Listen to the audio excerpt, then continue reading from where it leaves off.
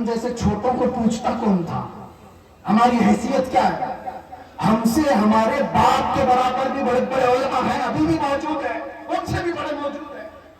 میرے عزیزو، ایک درد لے کر کے میدان میں کیا اترا؟ میں نے ایک بار ہی مصطفیٰ کریم صلی اللہ علیہ وسلم کی ناموس کے متعلق اپنے جذبات کا اظہار کیا تھا، اور پھر اس کا اثر دیکھا۔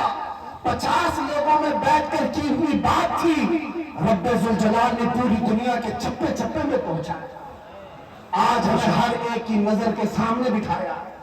سب کے سامنے ہماری جو عزتیں ہیں وہ اس لیے نہیں ہے کہ میں بہت بڑا ترم کا ہوں، بہت بڑے بادشاہ کا بیٹا ہوں، یا کوئی سیاسی نیتا ہوں۔ یہ جو کچھ بھی عزتیں ملی ہیں یہ قدم مصطفیٰ کی برکت ہے۔ جب تک بکے نہ تھے تو کوئی پوچھتا نہ تھا، یا رسول اللہ تم نے خرید کر ہمیں انمول کر دیا۔ آج دنیا میں یہ مقام دیکھا ہے، جو ایک بار مصطفیٰ کی عزت کی بات کرتا ہے، مولا دل دل میں اس کو بٹھا رکھتا ہے۔ اور پھر سوچو، جو اپنی زندگی حضور کی محبت میں فنا کر دیتا ہے، تب جا کر کے بریلی کا امام احمد رضا بنتا ہے۔ بے شک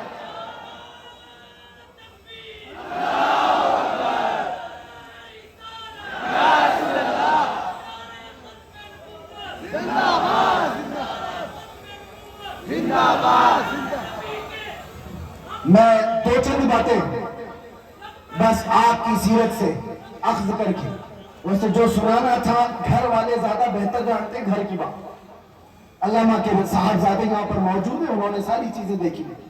ایک بات آپ کو میں بتاؤں، سچا عالم وہ ہے جو صحابہ کی سیرت پر چلے، ان کے تمام نقوش پاک کو اپنی زندگی کے مشعل راہ بنائے۔ حضور سیدنا ابوبکر صدیق رضی اللہ تعالیٰ عنہ کا حال یہ تھا، سنیں گے آپ تھوڑی دیر؟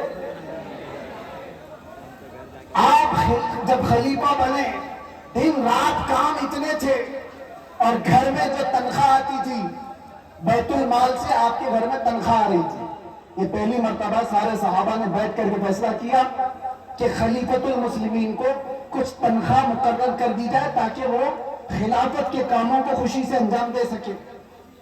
تنخواہ آتی تھی۔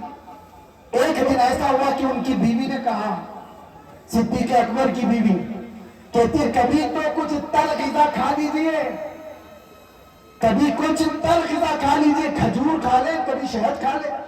حضرت ابوبکر صدیق فرماتے ہیں، میری بیگم اتنے پیسے ہیں کہاں میرے پاس کہ میں شہد خریدوں، میں گھی خرید کر کے لاؤں۔ یہ وقت کے خلیفۃ المسلمین سیدنا ابوبکر صدیق کی بات کر رہا ہوں۔ بیوی نے کہا، آپ مت گھبرائیں، میں نے جمع کر کے رکھے، میرے پاس ہے، میں لا کر کے دیتی ہوں۔ حضرت ابوبکر صدیق نے کہا، لاؤ۔ آپ کی اہلیہ نے ایک پوٹلی میں کچھ پیسے رکھے ہوئے تھے، لا کر کے دے دیا۔ حضرت ابوبکر صدیق نے گنا، وہ کچھ سکے تھے، پوچھا یہ تیرے پاس کہاں سے آئے؟ بیوی نے مسکرا کر کہا، وہ چھوڑیے، جو تنخواہ آتی ہے نا آپ کی بیت المال سے، میں گھر کا راشن لا کر کے تھوڑا تھوڑا الگ نکال کر کے رکھ دیا کرتی، تھوڑا تھوڑا جمع کر کے، عورتوں کی عادت ہے بچا کے رکھنے کی۔ تو حضرت ابوبکر صدیق کی بیوی کہتی ہے، میں تھوڑا تھوڑا بچا کر رکھتی تھی، وہ آج اتنی ہو گئی ہے، اس سے آپ جائیے شہد خرید لیجیے، گھی خرید لائیے۔ حضرت ابوبکر صدیق کہتے ہیں، بہت اچھا، لا۔ لے کر کے جاتے ہیں، بیت المال میں پورا مال جمع کر دیا، اور پھر صحابہ کو بلا کر کے کہا، آج کے بعد سے میری اتنی تنخواہ کم کر دی جائے، اس لیے کہ یہ مال میرے گھر میں زیادہ آ رہا ہے، اتنا مال میرے گھر میں زیادہ آ رہا ہے۔ سیدنا ابوبکر صدیق رضی اللہ تعالیٰ عنہ نے جب یہ فرمایا، صحابہ اشک کر رہ گئے، اتنا مال تو کوئی بھی چھپا کے رکھ سکتا تھا۔ یہ واقعہ بیان کرنے کے بعد اب میں آپ سے کہتا ہوں، اس کا عکس میں نے زندگی میں پایا ہے، ایک قائد اہل سنت ارشد القادری کی زندگی۔ میرے عزیزوں، ان کے بڑے صاحبزادے یا بیٹے ہوئے غلام ربانی صاحب فرماتے ہیں، علامہ کے گھر میں پوتے کی ولادت ہوئی تھی، شاید یہ پوتے ہوں گے، کہا ہے پوتے کی ولادت ہوئی تھی، اور ان کی والدہ چھٹی منانا چاہ رہی تھی۔ چھٹی ہوتی ہے، مدرسے سے متصل مکان ہے، تو چھٹی جب ہو رہی ہے، عورتیں کچھ کھانا پکانا کر رہی ہوں، تو دیگ کی जरूरत थी पानी जमा करने के लिए।